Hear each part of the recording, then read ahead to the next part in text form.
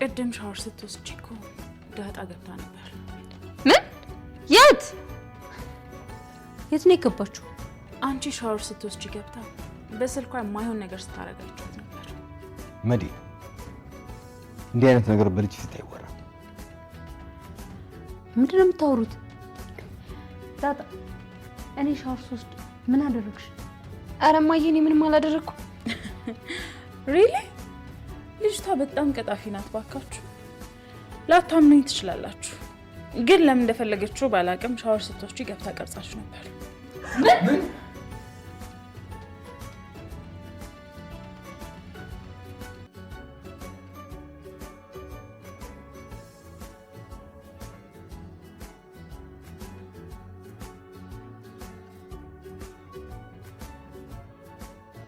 ሁሉም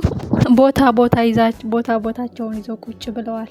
የተደገሰውን ድግስ የተጠመደውን ወጥመድ ያላወቁት የአቶ ደረጀ ቤተሰቦች ይች መድኃኒት ተመልሳ እዚህ ቤት ከመጣች በእርግጠኝነት ማርትዬ ሰላማችን ተነጥቀናለች፣ ደስታችን ታርቅብናለች፣ አድባ አትቀመጥም፣ ከስተቷ አትማርም፣ የሆነ ነገር ታጠምዳለች። በእርግጠኝነት በልጆችን ከመጣችብኝ በድጋሜ ምረትና ላንቺ ብዬ የምተዋት አጋጣሚ አይፈጠርም ብሏታል።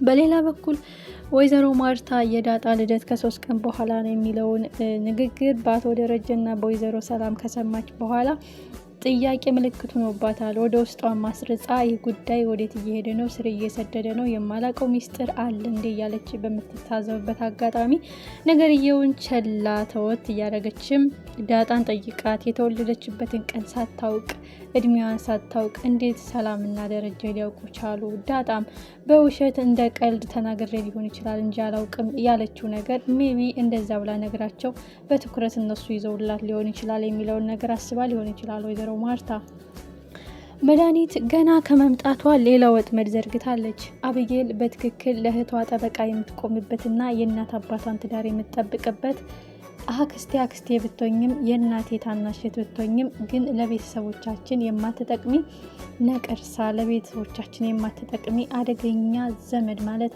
አንቺ ነሽ። ሰው ዘመዱን እህቱን ይጠቅማል እንጂ እህቱን ሰላሟንና ደስታዋን ቀምቶ ባዶ ቤት የሚያስቀር አይደለም። ከአንቺ ምን እንማር አክስቴ? ስራሽን እያየው ተንኮልሽን እያየሁኝ ዝም ምልሽ ከአንቺ ጥፋትሽ መልሶ እንደሚጥልሽ ስለማቅ ነው። በነገራችን ላይ ቪዲዮ ስትቀርጭ እኔ ራሱ አይቼሻለሁ ብላ ታጋልጣታለች በእርግጠኝነት። ምክንያቱም አብጌል በ100% ተቀይራለች። አክስቴ ምን እያረግሽ ነው? ለምንድነውስ እኔ ባጠመድኩላት ወጥመድ ላይ ሀሳብ ስሰጥ አዎ አይቻለሁ የሚለውን ቃል ብቻ ተናገሪ ያለሽኝ? አክስቴ ላሳይሽ፣ አንቺ ብቻ ስማርትና ብልጥ አይደለሽም። በአይኔ አይቼ ዝም ብል የሚያምነኝ የለም። ያው እንዳንቺ እኔም ቪዲዮ ቀርጫለሁ፣ ስትቀርጭ እኔም ቀዳውሽ። ቆይ አንቺ ምን አይነት ድፍረትና ውርደታም ሰው ነሽ? በማለት የያዘችውን ቪዲዮ ለጋሽ ደረጀ ታሳያለች። የዛን ቀን ማርታ ራሷ ናት ዘልዝላ መሰቅላት። ዳጣ ያለ ስራዋ ጥፋተኛ፣ ያለ ኃጢአቷ በደለኛ፣ ያለ ጥፋቷ እጅግ ብዙ ስበብ ተሳበበባት። በሌቦቿ ልሳካ ሲልሽ ጭራሽ በዚህ። ቆይ አንቺ ከሷ ልጅ ምንድን ነው የምትፈልጊው? አዎ የደረጀ ልጅ ናት ትሁን እና ምን ይጠበስ? እኔ ውጭልኝ ብዬ እስካላስወጣው ድረስ ማነሽ ብዬ እስካልተከራከርኩ ድረስ አንቺ ምን አገባሽ በትዳሬ? የራስሽን ትዳር በትነሽ የኔን ትዳር ለመፍረስ፣ የራስሽን ትዳር አርቀሽ የኔን ደስታ ለመቀማት ነው ወይ የመጣሽው? ይሁን አንቺ እህቴ ነሽን? ብላ ወይዘሮ ማርታ እውነትም ደረጃ ያለው እውነት ነው። እህትነትሽ እንዳለ ሆኖ ግን የቤተሰባችን ሰላም፣ የልጆችን ነጻነት የምትነጥቅ ቤተሰባችን የምታምስ ናት። ሆቴሏ ተቀምጣ በሰላም ወደ ሀገሯ ብትመለስ መልካም ነው ሲለኝ አልሰማም ብዬ ነው። ያው ባይኔ ውርደትሽን ብሎኝ ነው። የክፋትሽ ክፋት ደግሞ በተሰበሰብንበት እሷን ወንጀለኛ አድርገሽ አፍሽን ሞልተሽ መናገርሽ ብላ ማንቁርቷን ነው እንጂ የምትይዛት። ግን ትልቁ ጉዳይ ወይዘሮ መድኃኒት ነገርየውን ከማቀጣጠሏ በፊት አብጌል ቆይ አንድ የተሳሳታችሁት ነገር አለ ስትል ወይዘሮ ማርታ ማን ነበር ክፍሌ ገብቶ የነበረው? አብጌልም ደንግጠሽ ነበረ። እማዬ በሩን ዘግተሽ ነበረ? ብቻሽን ነበር ሽያሽ ስትደናበሪ ነበረ? ምንድን ነው ያየሽው? ትልቁ ምስክርነት የአብጌል ነው አሁን መፍትሄ የሚሰጠው። አብጌል ባይኔ ነው ያየሁት የሚለውን ብቻ ሳይሆን ያው በቪዲዮም ቀርጫለሁ፣ እሷ ስትቀርጽ እኔም ተደብቄ ቀረጽኳት ብላ ካለች የእውነት መግቢያ ቀዳዳው ነው የሚጠፋት። ሜቢ አሳልፈውም ለህግ ሊሰጧት ይችላሉ። አቢጌል እጅጉን ደንግጣለች። ከስተቷ ተምራ ከጥፋቷ የተመለሰችው አቢጌል ለእያንዳንዱ ነገር በእርጋታና በጥሞና ማሰብ እንደሚገባ ተረድታለች። ወይዘሮ ማርታ የምትይዘው የሚጨብጠው ነገር አታለች። ምን አይነት ድፍረትና ምን አይነት ንቀት ነው? ቆይ እህቴ እርግጠኛ ነሽን? ምን የሚገርም ነገር ነው ያየሽው? ስትል ገላሽን ስትታጠቢ ቀርጻሻለች። ለምን ፈልገው እንደሆነ ባላውቅም ስትል ሁሉም እጅግ ደንግጠዋል። በእርግጥ ይህ ያንቺ ተንኮል ነው? በእርግጥ ዳጣ ይህን አድርገዋለችን? በእርግጥ እንዴትስ ሊሆን ይችላልን? የሚለው ጥያቄ ነው። ትልቁ ጉዳይ ግን የዳጣ ስልክ ላይ ቪዲዮ መገኘቱ ነው። ያ ቪዲዮ የዳጣ ስልክ ላይ ተገኝቶ ቪዲዮ እስከሚታይ ድረስ አቢጌል አስችሏት ዝም ትላለች ወይ? አክስቴ ምን አይነት ወጥመድ አዘጋጅታ ነው የሚለውን ነገር በእርጋታ ከተካሄደና ካየች በኋላ እንደውም አክስቴ በዘረጋሽ ወጥመድ ራስሽ ትገቢበታለሽ፣ አርቀሽ በቆፈርሽ ጉድጓድ ራስሽ ትቀበሪበታለሽ። የምትሰሪውን ቲያትር የምታሳየውን ድራማ እስከ መጨረሻው ልመልከት ብዬ ነው እንጂ ይኸው የአንቺ ወጥመድ፣ አንቺ ስዘረጊን የቀድሜሻለሁ። በአይኔ አይቼ ዝም ብል በእርግጠኝነት አንቺ ታሸንፊ ነበረ፣ ግን በስልኬ ቀርጬ መያዜ ጠቀመኝ። አየሽ አክስቴ፣ አንዳንድ መጥፎ ሰዎች ራሳቸው የተፉት መርዝ ራሳቸውን ይመርዛቸዋል። ራሳቸው ያጠመዱት ወጥመድ ራሳቸውን ይጥላቸዋል። ከስተትሽ ተመሪ፣ ከጥፋትሽ ተመለሺ። ለሚቀጥለው መጥፎ ሀሳብ መጥፎ ነው። እሾህ ነው። እሾህ ስተፊ እሾህ ይወጋሻል። በእናት አባት የትዳር ውስጥ ቆይ አንቺ ምን ታተርፊያለሽ? የእነሱን ሰላም መንጠቅ፣ ደስታቸውን ማጨለም። አክስቴ ብዙ ነገር ታዝቤሻለሁ። እኔ ቤተሰቦች እንደምወደው ሁሉ አከብርሽ ነበረ፣ ግን ክፋትና ምቀኝነት አለብሽ በውስጥሽ። ዛሬውኑ ከዚህ ቤት ውጭ ብሎ ነው ጋሽ ደረጀ እንኳን ነገሮችን ሳይል ወይዘሮ ማርታ ማንቁርቷን የምትይዛት ማለት ነው።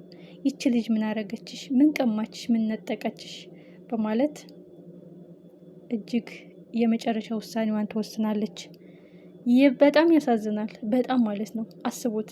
ዳጣም ቆም ብላ ስታስብ ስልክ ጠፍቶ የነበረ በእርግጠኝነት በቪዲዮ ቀርጻ እሷ ራሷ አምጥታ አስቀምጣው ነው በማለት ነገርየው ቅንብብር ሳይሆን ታስቦበት እኔን ለማጥመድ የተደረገ ነገር ነው በማለት ትናገራለች ማለት ነው። የዛን ቀን ምን ይውጣታል? ከእህቷ ጋርስ ምን አይነት መልስ ትመልሳለች? ወይዘሮ ማርታ በሌቦቹ ራስሽ ሰርቀሽ ራስሽ ተሰረኩላልሽው ነገር እዛው አቀብለውሻል፣ እቃሽን እዛው ሂጂ እንዳትመጭ እንዳለቻት ሁሉ አሁን ግን በቀላሉ የማትተዋት በቀላሉ የማትለቃት አይደለችም። እህቴ ስለሆንክ አፈርኩብሽ፣ በትዳሬ የምትቀኝ በልጆቼ መጣሽብኝ። ቆይ አንቺ ምን አይነት መርዛማ ሀሳብ ቢኖርሽ ነው ይሄን ያሰብሽው? እነሱ የሚያስቡትን አንቺ እንዴት አሰብሽው?